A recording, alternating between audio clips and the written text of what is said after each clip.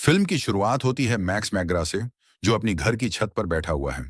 वो अपनी स्केचबुक में अपने घर के सामने का नजारा बना रहा है और नदी के पार दिख रहे फैक्ट्री को उदासी से देख रहा है। थोड़ी देर बाद उसकी माँ मॉली उसे आवाज लगाती है और कहती है कि आकर सामान खोलने में उसकी मदद करे। वो मुस्कुराकर कहती है, ये हमारा आखिरी घर है। अब हम कहीं और नहीं जाएंगे। इस बार नई जिंदगी की शुरुआत होगी। मैक्स मजाक में कहता है, तो ये हमारी नौवीं नई शुरुआत हुई माँ। मॉली हंसती है और कमरे से बाहर चली जाती है। मैक्स एक बॉक्स खोलता है और उसमें से अपने परिवार की पुरानी फोटो उठाता है। उस वक्त उसके पिता जिंदा थे। वो तस्वीर को प्यार से देखता है। मॉली फिर कमरे में आती है।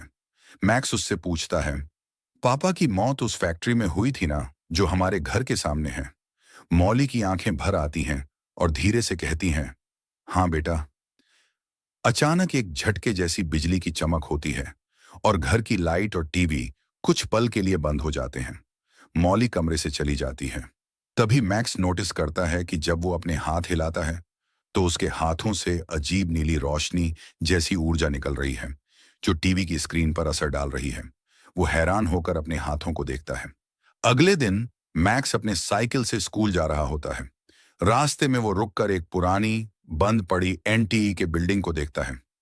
उसी वक्त उसकी माँ का मैसेज आता है, पर जैसे ही वो रिप्लाई करने की कोशिश करता है, उसके हाथों की ऊर्जा फोन को प्रभावित करती है और फोन बंद हो जाता है। वो थोड़ा घबराकर फोन जेब में रखता है और आगे बढ़ जाता है। थोड़ी देर बाद एक पिकअप ट्रक से उसका सामना होते होते बचता है। संतुलन बिगड़ने से वो गिर जाता है और उसका सिर जमीन से टकराता है। ट्रक की ड्राइवर तुरंत बाहर आती है और चिंतित होकर झुककर पूछती है, तुम ठीक तो हो? मैक्स मुस्कुराकर मजाक में कहता है, हाँ, मैं हर साल ऐसा ही करता हूँ। वो हंसती है और कहती है, ठीक है, स्कूल के बाद यहीं मिलना। मैं तुम्हारी बाइक ठीक कर दूंगी। मैक्स सिर हिलाकर मान जाता है। थोड़ी देर बाद मैक्स स्कूल पहुंचता है। देर हो चुकी होती है। वो क्लास में घुसता है और अपना परिचय देता है। टीचर उसका नाम सुनते हैं और पूछते हैं, क्या तुम जिम मैग्रा के बेटे हो? मैक्स झिझकते हुए हाँ कहता है। क्लास के बच्चे हैरान होकर उसे देखते हैं।